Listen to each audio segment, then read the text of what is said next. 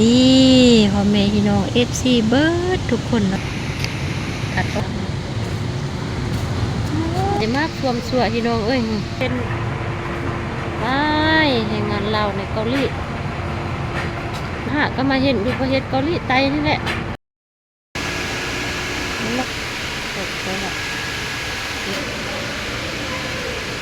กันนอนห้องแร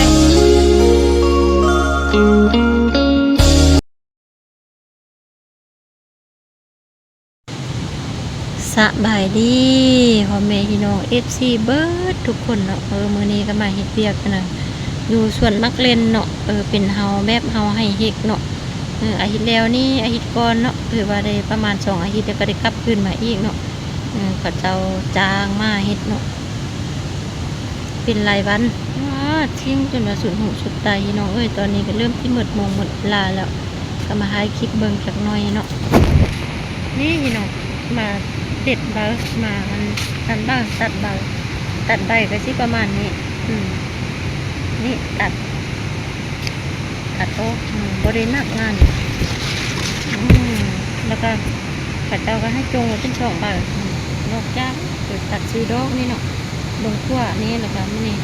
ต้องได้ตัดถึงนี่พี่น้องแล้วก็นี่ค่ะก็มาจงซ่อมแล้วก็มาตัดกันที่ซ้ำที่ถ่ายรูปอยู่ที่นี่นะตัดกันที่ซ้ำเรียบไปได้เศร้าแต่ก็ได้เห็นนิดไม่เหมือนตอนนี้ก็ได้เวลาหักละโอ้ยเนี่ยมัดหักนำยา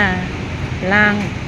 ผ้าเสือเนาะมีทุ่นมีตันนี่นะบ่ฮัดติดเสือเกือบก็ต้องเป็นได้เสือเกือบอยู่หน้าเฮาเนาะประจำอยู่ในเฮาบ่เนี่ยนะเราเป็นบ่ให้เข้าแห่ๆเนาะแต่ว่าเข้านี่แหละโอ้เป็นเฮาให้เห็ดบ่นี่เนาะว้าวสุดหูสุดตา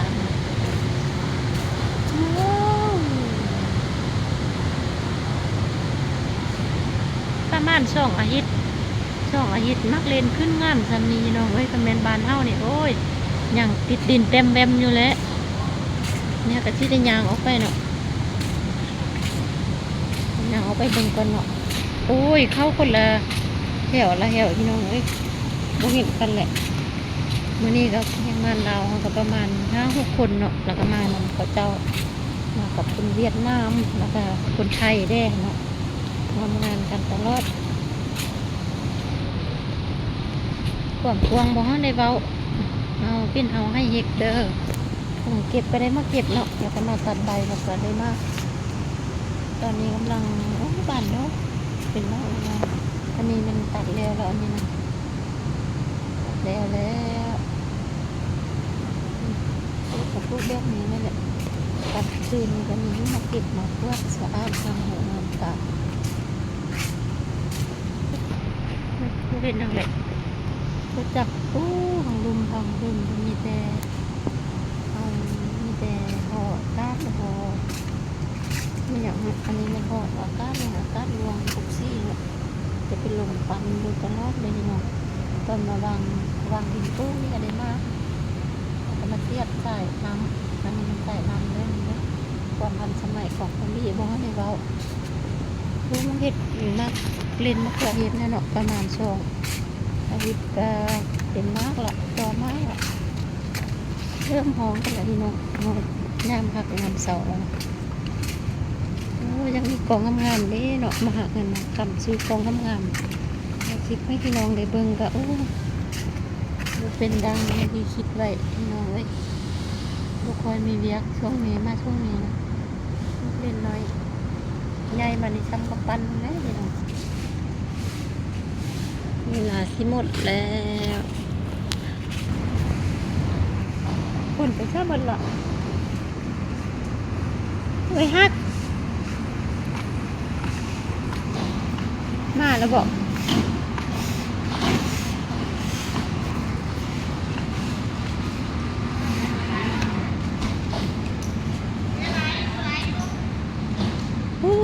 เดือดแด่เขาน่ะส่วนมักเรียนอยู่ประเทศเกาหลีใต้เนาะมีแต่มากท่วมสวยที่น้องไล่ว่าสถานที่ผู้กหรูหราคักเด้อบ้านเฮาเมืองเฮาบ่เฮ็ดบ่เป็นแบบนี้แหละอยู่ลาวนะสุดหูสุดตาเลยว่าแหวได้แหวเฮานะเอาเข้าฉันเลย บอก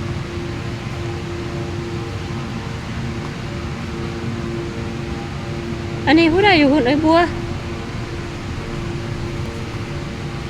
อ้าว ถ้าไปขายอยู่ใส่ อันนี้ก็บ่แม่นของตัวเองได้เสาไฟนะอันนี้กะสีหนึ่งตังห้าอันนี้นะแหงมากยาวอันนี้เหรอมากได้หอกับปันนี่นะคัดโอ้ยหักเบรกตะแรงก่อนอันนี้นี่ไอ้บัวของเจ้านะเออ แล้วไปเอาเล่นหน้าล่ะ นี่พี่น้องเบิ่งคนน่ะ เอาเล่นเนาะ ซิ่งกันมีแต่มักเล่นไปแห่งงานเราในเกาหลีมักเล่นสุดๆนี่ก็ได้เลยมากก็มากเงาแห่เงาว่าก็มาเห็นอยู่ประเทศเกาหลีใต้นี่แหละโอ้ย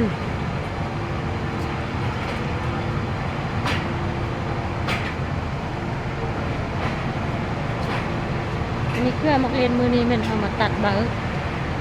มักเล่นลิเบามักเล่นขึ้นมาเห็นสุดหูสุดตาอ่ะทำงานก่อนเกาะทำงานก่อนพี่น้องเอ้ยได้เวลาเฮ็ดเรียกเฮ็ดการแล้วแม่นเฮาก็ได้จับกองบ่ได้เด้อันว่าเฮ็ดก็คือเฮ็ดได้อยู่อีน่ะพุ่นที่ดูมักเล่นมักเล่นสุดหูสุดตา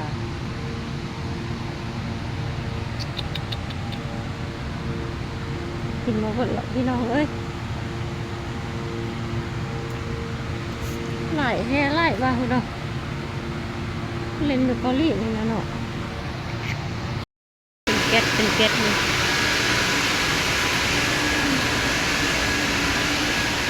มักลอยมันเนี่ยมักเล่นลอยเป็นตาตัดเห็ดก้อนชั้นๆ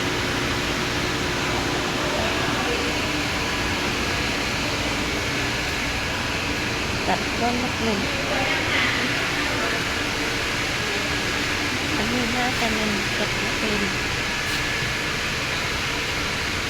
เก็ดไปแบบเปลี่ยนเป็นออก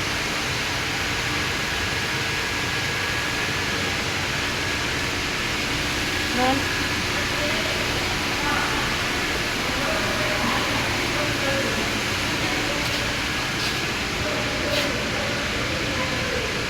อันนอนองลงองแรง